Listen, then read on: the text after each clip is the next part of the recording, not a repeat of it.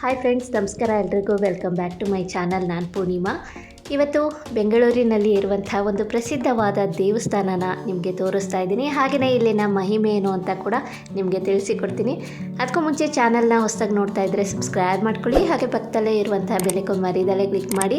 ಇದರಿಂದ ಹೊಸ ವೀಡಿಯೋಸ್ ಬಂದರೆ ನಿಮಗೆ ನೋಟಿಫಿಕೇಷನ್ ಬರ್ತಾನೆ ಇರುತ್ತೆ. ವಿಡಿಯೋ ಇಷ್ಟ ಆದಲ್ಲಿ ಲೈಕ್ ಮಾಡಿ, ಕಮೆಂಟ್ ಮಾಡಿ, ಹೆಚ್ಚು ಜನಕ್ಕೆ ಈ ವಿಡಿಯೋನ ಶೇರ್ ಮಾಡಿ. ಈ ಒಂದು ವಿಡಿಯೋ ಕ್ಲಿಪ್ ನೋಡಿ ನಿಮಗೆ ಗೊತ್ತಾಗಿರ್ಬೋದು ಈ ದೇವಸ್ಥಾನ ಯಾವುದು ಅಂತ. ಇದು ಶ್ರೀ ಬನಶಂಕರಿ ದೇವಸ್ಥಾನ, ಬೆಂಗಳೂರಿನಲ್ಲಿ ಇರುವಂಥ ಒಂದು ಪ್ರಸಿದ್ಧವಾದ ದೇವಸ್ಥಾನ ಅಂತ ಹೇಳ್ಬೋದು. ದೇವಸ್ಥಾನದ ಫ್ರಂಟ್ ವ್ಯೂ ಹೇಗಿದೆ ಅಂತ ನಿಮಗೆ ತೋರಿಸಿದ್ದೀನಿ. ಇವಾಗ ದೇವಸ್ಥಾನದ ಒಳಗಡೆ ಹೇಗಿದೆ ಅಂತ ನಿಮಗೂ ಕೂಡ ತೋರಿಸ್ತಾ ಇದ್ದೀನಿ. ನಿಮಗೆಲ್ಲ ಗೊತ್ತು, ನಾನು ಹೋದ ತಿಂಗಳು ಬೆಂಗಳೂರಿಗೆ ಹೋಗಿದ್ದೆ ಅಂತ. ಆವಾಗ ವಿಡಿಯೋ ಮಾಡ್ಕೊಂಬಂದಿದ್ದೆ. ಕಾರಣಾಂತರಗಳಿಂದ ವಿಡಿಯೋನ ಅಪ್ಲೋಡ್ ಮಾಡೋಕ್ಕಾಗಿರಲಿಲ್ಲ. ಇವತ್ತು ನಾನು ವಿಡಿಯೋನ ಅಪ್ಲೋಡ್ ಮಾಡ್ತಾ ಇದ್ದೀನಿ. ಹಾಗೆಯೇ ನಾವು ಬೆಂಗಳೂರಲ್ಲಿದ್ದಾಗ ಕೂಡ ಈ ಒಂದು ದೇವಸ್ಥಾನಕ್ಕೆ ಹೋಗ್ತಾ ಇದ್ವಿ. ಈಗಲೂ ಅಷ್ಟೇ, ನಾವು ಬೆಂಗಳೂರಿಗೆ ಹೋದಾಗ ಬನಶಂಕರಿ ದೇವಸ್ಥಾನಕ್ಕೆ ಹೋಗಿ ಅಮ್ಮನವರ ದರ್ಶನ ಮಾಡಿಕೊಂಡೇ ಬರೋದು. ಏಕೆಂದರೆ ಈ ಒಂದು ಕ್ಷೇತ್ರದಲ್ಲಿ ಶೀಘ್ರವಾಗಿ ಇಷ್ಟಾರ್ಥ ನೆರವೇರುತ್ತೆ ಅಂತಲೇ ಹೇಳ್ಬೋದು. ಇದ್ರ ಬಗ್ಗೆ ನಾನು ಇನ್ನಷ್ಟು ಮಾಹಿತಿನ ತಿಳಿಸ್ತೀನಿ. ಮೊದಲಿಗೆ ದೇವಸ್ಥಾನ ಹೇಗಿದೆ ಅಂತ ನೋಡ್ಕೊಂಬನ್ನಿ. ಸ್ನೇಹಿತರೆ, ನೋಡ್ತಾ ಇದ್ದೀರಲ್ವಾ ಇಷ್ಟು ಭಕ್ತಾದಿಗಳು ಇದ್ದಾರೆ ಅಂತ. ನಾವು ಬಂದಿದ್ದು ಭಾನುವಾರ. ನಾವು ಕೂಡ ರಾಹುಕಾಲದಲ್ಲಿ ನಿಂಬೆಹಣ್ಣಿನ ದೀಪವನ್ನು ಬೆಳಗಬೇಕು ಅಂತ ಬಂದಿದ್ವಿ. ಭಾನುವಾರ ಅಂತೂ ತುಂಬ ರಶ್ ಇರುತ್ತೆ ಅಂತ ಹೇಳ್ಬೋದು. ಮಂಗಳವಾರ, ಶುಕ್ರವಾರ ಮತ್ತು ಭಾನುವಾರ ತುಂಬ ವಿಶೇಷ. ಇಲ್ಲಿ ರಾಹುಕಾಲದಲ್ಲಿ ನಿಂಬೆಹಣ್ಣಿನ ದೀಪ ಹಚ್ಚಲಂತೂ ಅಸಂಖ್ಯಾತ ಭಕ್ತರು ಬರ್ತಾರೆ ಅಂತಲೇ ಹೇಳ್ಬೋದು.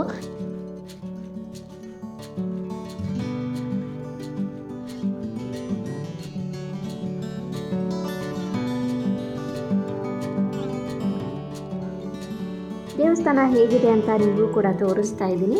ಇವಾಗ ಶಾಕಂಬರಿ ದೇವಿಯ ಸನ್ನಿಧಾನದ ಹತ್ರ ಬಂದಿದ್ದೀವಿ. ಸ್ನೇಹಿತರೆ, ನೋಡ್ತಾ ಇದ್ದೀರಲ್ವಾ, ಇಲ್ಲಿ ಅಸಂಖ್ಯಾತ ಭಕ್ತರು ಬಂದು ನಿಂಬೆಹಣ್ಣಿನ ದೀಪಾರಾಧನೆಯನ್ನು ಮಾಡ್ತಾರೆ. ಅದರಲ್ಲಿ ಕೂಡ ಭಾನುವಾರ, ಮಂಗಳವಾರ, ಶುಕ್ರವಾರ ತುಂಬ ವಿಶೇಷ ದಿನ ಅಂತಲೇ ಹೇಳ್ಬೋದು. ಇಲ್ಲಿ ತಮ್ಮ ಇಷ್ಟಾರ್ಥ ನೆರವೇರಬೇಕು ಅಂತ ನಿಂಬೆಹಣ್ಣಿನ ದೀಪಾರಾಧನೆಯನ್ನು ಮಾಡ್ತಾರೆ. ಹಾಗೆಯೇ ಇನ್ನು ತಮ್ಮ ಜೀವನದಲ್ಲಿ ಇರುವಂತಹ ಪ್ರತಿ ಕಷ್ಟಗಳು ನಿವಾರಣೆ ಆಗಬೇಕು ಅಂತ ಕೂಡ ಇಲ್ಲಿ ಬಂದು ದೀಪ ಹಚ್ಚೋದುಂಟು. ತಾಯಿಯ ಮಹಿಮೆ ಎಷ್ಟು ಅಂದರೆ, ಭಕ್ತರ ಇಷ್ಟಾರ್ಥನೇ ಆಗಿರ್ಬೋದು, ಅವರ ಕೋರಿಕೆಯನ್ನು ದೇವಿ ಶೀಘ್ರವಾಗಿ ನೆರವೇರಿಸ್ತಾರೆ.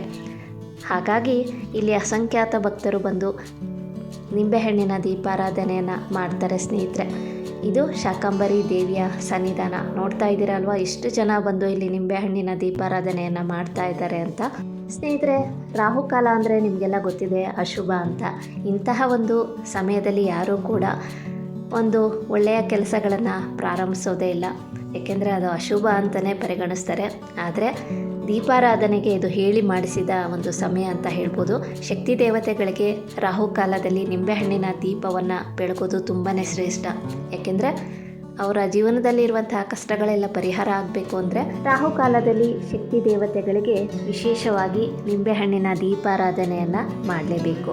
ನಿಂಬೆಹಣ್ಣಿನ ದೀಪಾರಾಧನೆಗೆ ಅಷ್ಟು ಶಕ್ತಿ ಇದೆ ಅಂತಲೇ ಹೇಳ್ಬೋದು. ದೇವಿಯ ಅನುಗ್ರಹವನ್ನು ನೀವು ಪಡಿಬೇಕು ಅಂದರೆ ರಾಹುಕಾಲದಲ್ಲಿ ನಿಂಬೆಹಣ್ಣಿನ ದೀಪಾರಾಧನೆಯನ್ನು ನೀವು ಮಾಡಲೇಬೇಕು. ಸ್ನೇಹಿತರೆ, ನಿಮ್ಮ ಜೀವನದಲ್ಲೂ ಎಂತಹ ಸಮಸ್ಯೆ ಇದ್ದರೂ ಅಥವಾ ನಿಮ್ಮ ಮನೋಕಾಮನೆಗಳು ನೆರವೇರಬೇಕು ಅಂದರೆ ಒಮ್ಮೆ ಈ ದೇವಸ್ಥಾನಕ್ಕೆ ಬಂದು ದೇವಿಯ ದರ್ಶನವನ್ನು ಪಡೆದು ರಾಹುಕಾಲದಲ್ಲಿ ನಿಂಬೆಹಣ್ಣಿನ ದೀಪಾರಾಧನೆಯನ್ನು ಮಾಡಿ ನೋಡಿ, ನಿಮ್ಮ ಜೀವನ ಬದಲಾಗುತ್ತೆ ಅಂತಲೇ ಹೇಳ್ತೀನಿ. ಮನೇಲೂ ಅಷ್ಟೇ ಈ ದೇವಸ್ಥಾನಕ್ಕೆ ಹೋಗಿ ನಿಂಬೆಹಣ್ಣಿನ ದೀಪಾರಾಧನೆಯನ್ನು ತಪ್ಪದೇ ಮಾಡ್ತಾರೆ.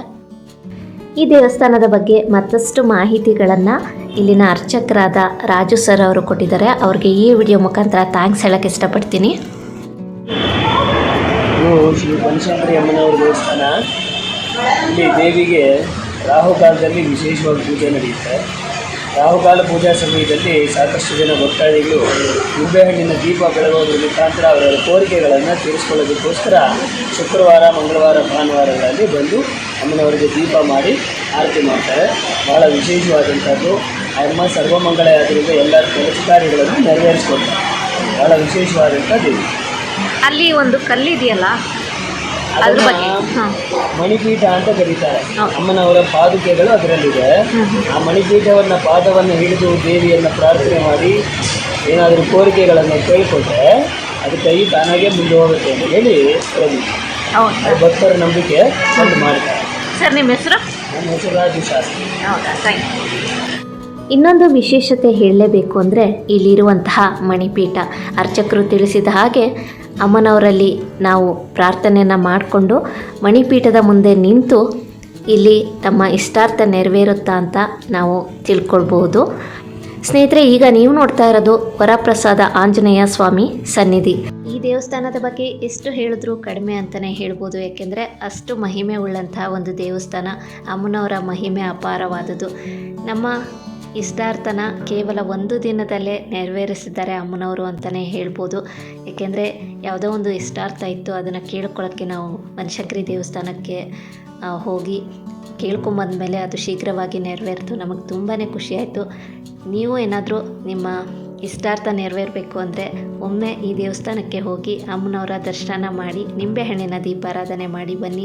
ನಿಜವಾಗ್ಲೂ ನಿಮ್ಮ ಕೋರಿಕೆ ಬೇಗನೆ ಈಡೇರುತ್ತೆ ಅಂತಲೇ ಹೇಳ್ತೀನಿ. ಸ್ನೇಹಿತರೆ, ನೋಡ್ತಾ ಇದ್ದೀರಾ ಅಲ್ವಾ ದೇವಿಯ ಅಲಂಕಾರ ಎಷ್ಟು ಸುಂದರವಾಗಿದೆ ಅಂತ. ಇಲ್ಲಿ ಪೂಜೆನೇ ಆಗಿರ್ಬೋದು, ಅಲಂಕಾರನೇ ಆಗಿರ್ಬೋದು, ತುಂಬಾ ಚೆನ್ನಾಗಿ ಮಾಡ್ತಾರೆ. ದೇವಿಯ ಅಲಂಕಾರ ನೋಡೋದೇ ಒಂದು ಆನಂದ ಅಂತಲೇ ಹೇಳ್ಬೋದು. ಬನಶಂಕರಿ ದೇವಸ್ಥಾನದಲ್ಲಿ ವಿಡಿಯೋ ಶೂಟ್ ಮಾಡೋ ಹಾಗಿಲ್ಲ ದೇವಸ್ಥಾನದ ಒಳಗಡೆ, ಹಾಗಾಗಿ ಕೆಲವೊಂದು ಪಿಕ್ಚರ್ಸ್ಗಳನ್ನ ಹಾಗೆ ಶೇರ್ ಮಾಡ್ಕೊಂಡಿದ್ದೀನಿ. ಇವತ್ತಿನ ವಿಡಿಯೋ ಕೂಡ ನಿಮ್ಗೆ ಇಷ್ಟ ಆಗಿದೆ ಅಂತ ಭಾವಿಸ್ತೀನಿ. ನೀವು ಕೂಡ ಒಮ್ಮೆ ಬನಶಂಕರಿ ದೇವಸ್ಥಾನಕ್ಕೆ ಹೋಗಿ ಬನ್ನಿ, ನಿಮ್ಮ ಇಷ್ಟಾರ್ಥ ಶೀಘ್ರವಾಗಿ ನೆರವೇರುತ್ತೆ ಅಂತಲೇ ಹೇಳ್ತೀನಿ.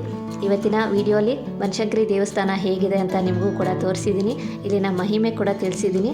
ಇವತ್ತಿನ ವಿಡಿಯೋ ಇಷ್ಟ ಆದಲ್ಲಿ ಲೈಕ್ ಮಾಡಿ, ಕಮೆಂಟ್ ಮಾಡಿ, ಹೆಚ್ಚು ಜನರಿಗೆ ವಿಡಿಯೋನ ಶೇರ್ ಮಾಡಿ. Thank you for watching.